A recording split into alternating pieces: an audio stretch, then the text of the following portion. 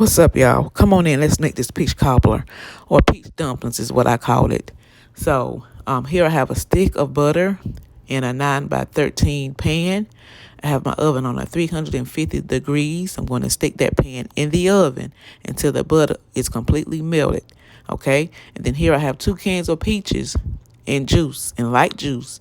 I have it all in the pot. I pour the juice and all inside the pot. Okay, and then I added in about a teaspoon of nutmeg, maybe about a tablespoon of cinnamon. I did it to my liking. Okay, and then I added in a half a stick of butter, a 1/4 cup of cornstarch. Now, if you don't have cornstarch, you can always use self-rising flour or whatever type of flour you have. Just pour it in there. Let's get it mixed in really, really good until the mixture is nice and creamy.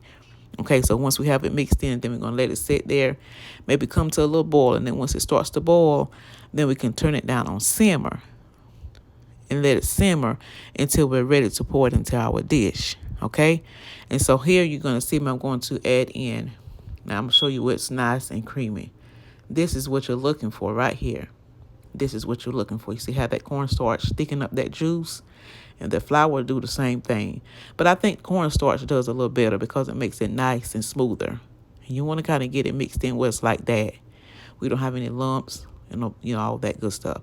So here we're getting ready to make our batter to go inside of our dish.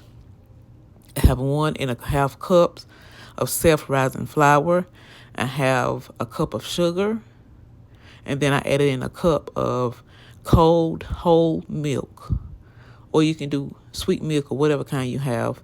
And I also added in just a sprinkle of cinnamon just to give that added flavor to the crust. Okay, we're going to get that mixed in really good until there's no lumps in the batter.